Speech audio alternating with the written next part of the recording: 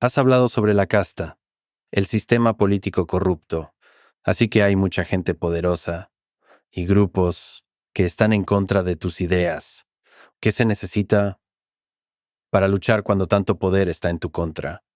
Mire, nosotros hemos dado la lucha contra la corrupción como nunca se ha hecho en la Argentina. De hecho, nosotros cuando asumimos, por ejemplo, había cerca de 900 piquetes por año. Es decir, gente que se dedicaba a cortar las calles y no dejaban transitar libremente. Y además se les daba planes sociales y les daba un montón de dinero. Si usted recuerda cuando yo arranqué explicando los recortes, una de las cosas que dije es quitamos del medio a los intermediarios de la pobreza, o sea, los gerentes de la pobreza, es decir, esos que vivían de robarle a los pobres. Bueno, eso, digamos, es una fuente de corrupción enorme. De hecho, cuando nosotros hicimos eso,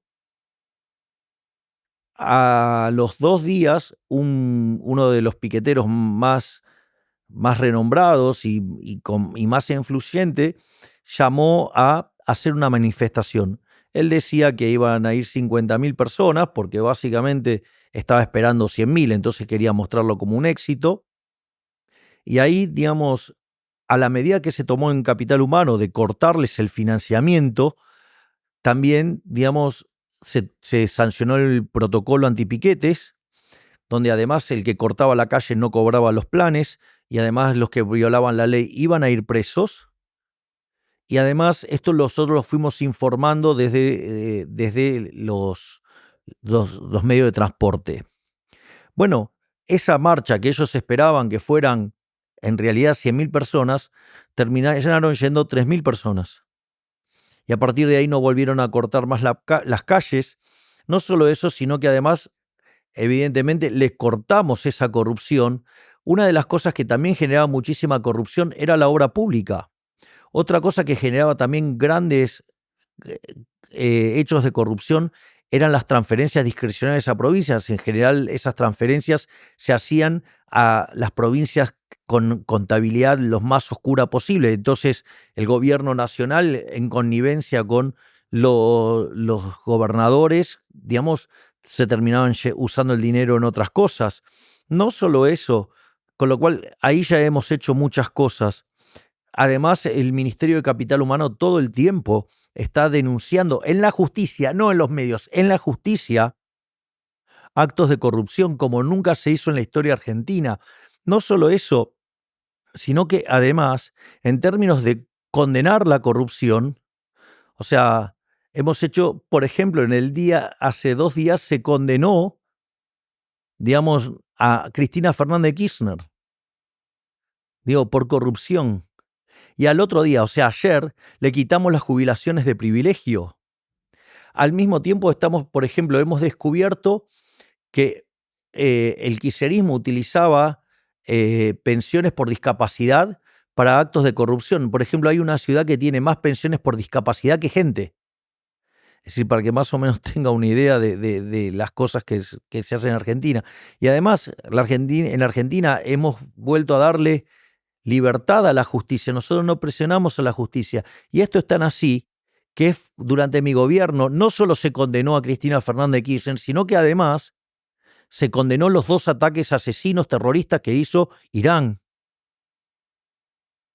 Entonces, si hay un gobierno que está peleando verdaderamente contra la corrupción, somos nosotros. No solo eso, sino que además digamos, con cada desregulación es un privilegio que le quitamos ya sea a un político o a una empresa prebendaria o a un grupo de poder.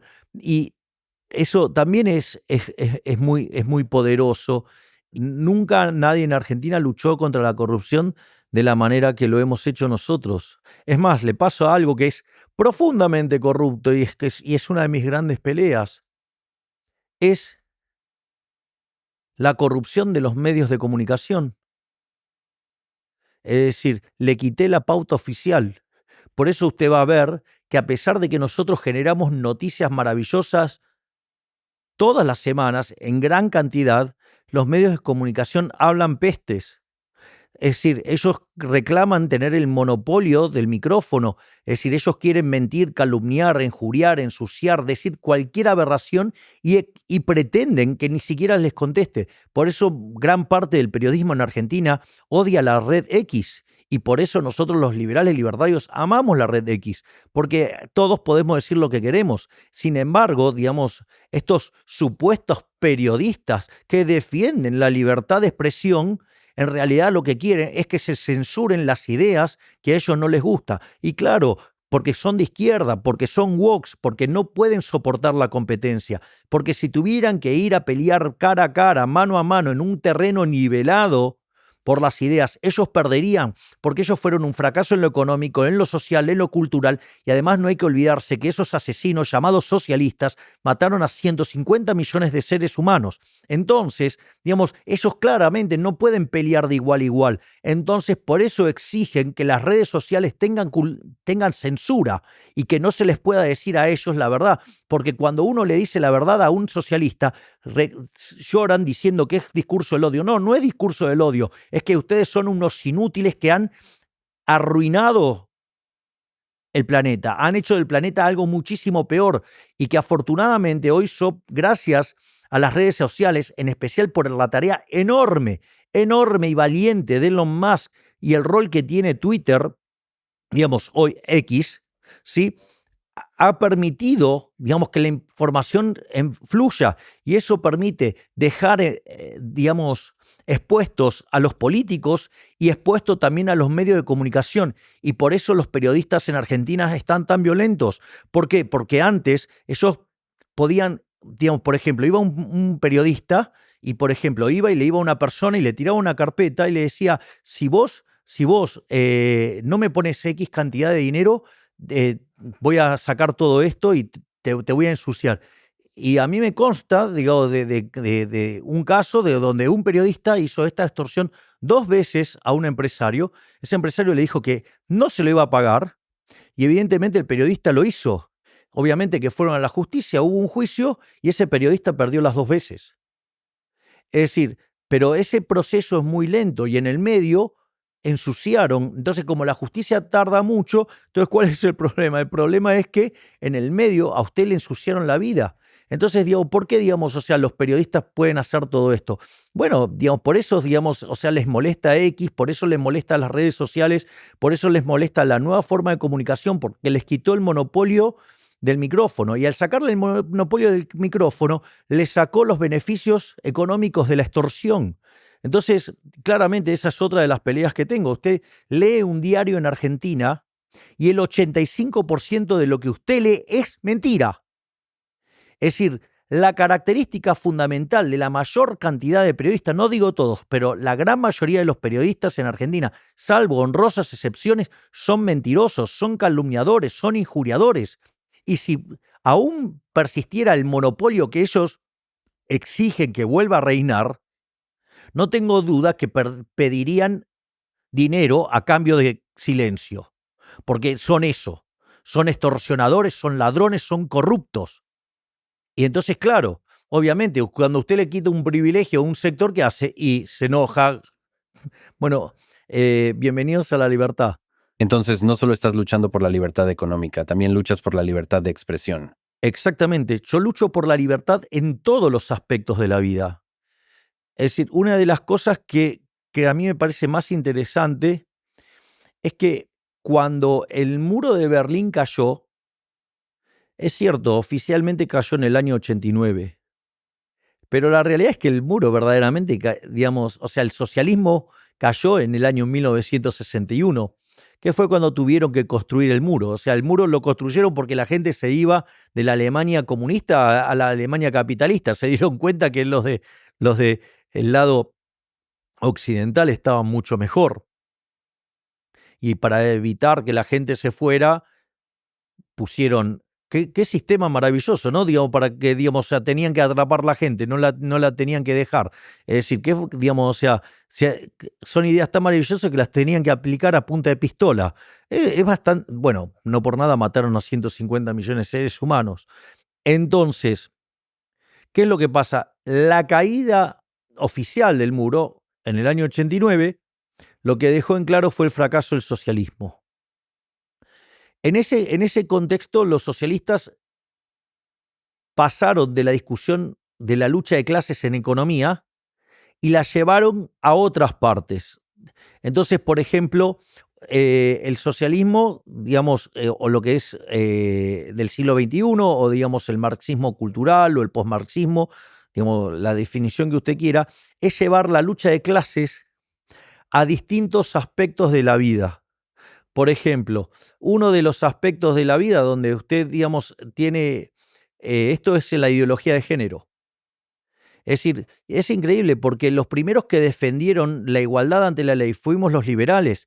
Los primeros en defender los derechos de las mujeres fuimos los liberales. Jeremy Bentham en 1750 fue el primero que reclamó por la igualdad ante la ley de las mujeres. Es decir, la causa de la igualdad, ¿sí?, ante la ley para las mujeres y la igualdad de derechos, los primeros que hicimos eso fuimos los liberales. Sin embargo, ¿qué es lo que hace la izquierda? Va a una radicalización de ello y entonces pasa a lo que se llama el embrismo. El embrismo es, digamos, la muerte del macho. Es decir, y eso usted, digamos, digamos, ¿cómo lo hacen? Lo hacen asignando derechos, pero cuando usted asigna un derecho, eso alguien lo tiene que pagar. Y eso tiene consecuencias. Y en general, digamos, esto pasa siempre. Las consecuencias son, los resultados son peores que lo que usted tenía antes. Es decir, usted, digamos, cualquier intervención estatal, el resultado posterior, digamos, es peor que lo que tenía originalmente. Entonces, eso por un lado. No solo eso, la otra contracara de esto es la agenda ambientalista, que es el hombre contra la naturaleza, que tiene que ver con todo el ecologismo, con todo el tema del cambio climático. Es decir, no resisten ninguna discusión seria. Por lo tanto, todas las políticas ambientalistas no es ni más ni menos que una excusa para cobrar impuestos, ¿sí?, para que un conjunto de burócratas parásitos vivan a costa de los demás y para financiar ideas siniestras, donde la idea más siniestra de todas estas es que en el planeta Tierra no hay lugar para todos. O sea, una idea, digamos, que fracasó con Malthus, digamos, a inicios del siglo XIX, una idea asesina que también digamos, por ejemplo, la aplicaron los egipcios contra los judíos, y eso consta en el libro de Shemot, o sea, Éxodo. O, por ejemplo, otra cosa es Black Lives Matter, o sea, negros contra blancos, o, digamos, pueblos originarios contra, digamos, las comunidades que están establecidas. Entonces, o, digamos, todo lo que tiene que ver con el LGBT.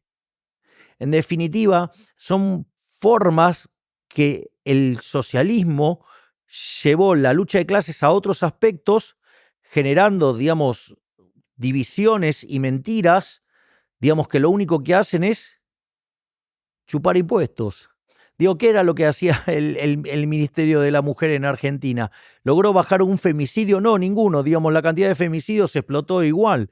Sí, de hecho, digamos, el presidente más feminista de la historia argentina, el señor Alberto Fernández, molía a golpes a su mujer.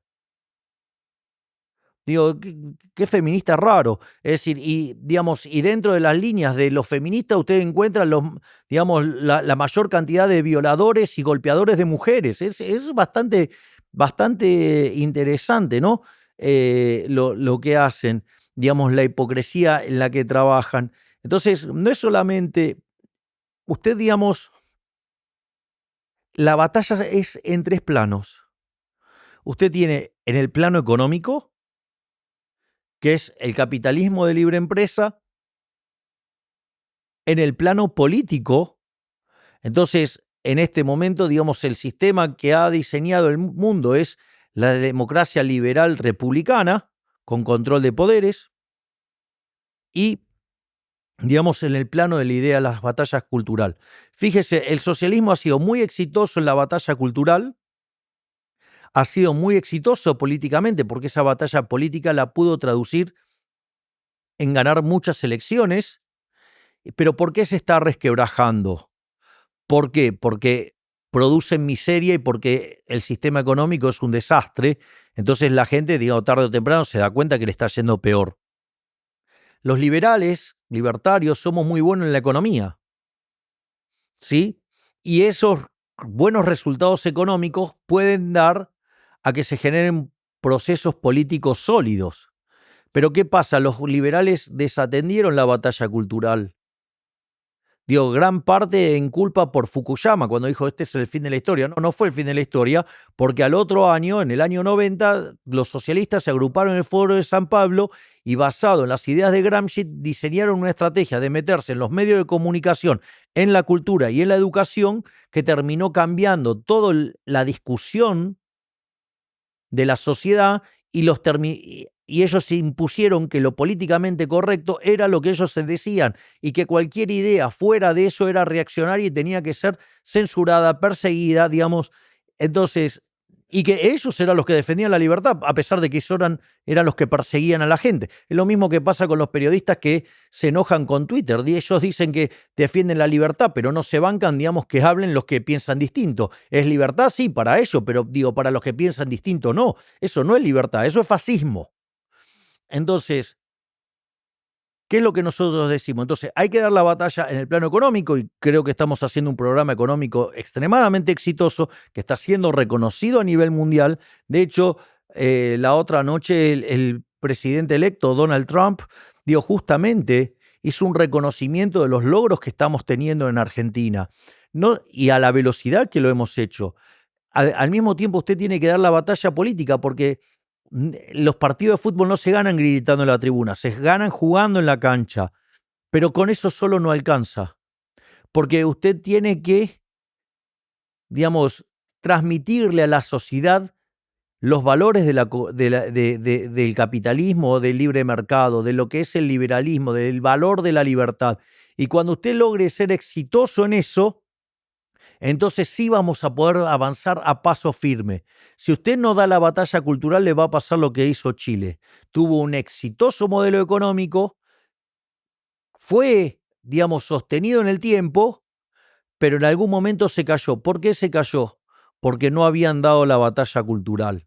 Entonces, el socialismo de a poco fue tomando las instituciones educativas, los medios de educación, de los medios de comunicación y la cultura, y con eso atacó y rompió al sistema, y entonces se encontraron con dosis crecientes de socialismo. Entonces, y lo único que genera el socialismo es pobreza. Por lo tanto, lo que hay que tener en cuenta es que usted tiene que dar la batalla en todos los planos. Y si usted no lo tiene presente eso, le digo, va camino al colapso.